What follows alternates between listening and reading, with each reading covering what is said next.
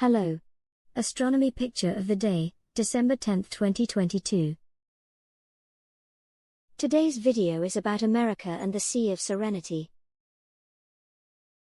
Get out your red/blue glasses and check out this stereo view of another world. 50 years ago the scene was recorded by Apollo 17 mission commander Eugene Cernan on December 11, 1972, one orbit before descending to land on the Moon.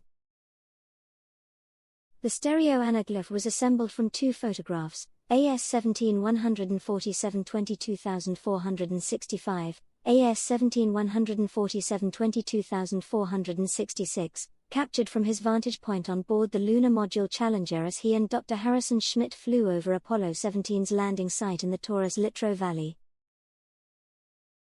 The broad, sunlit face of the mountain dubbed South Massif rises near the center of the frame, above the dark floor of Taurus-Littrow to its left.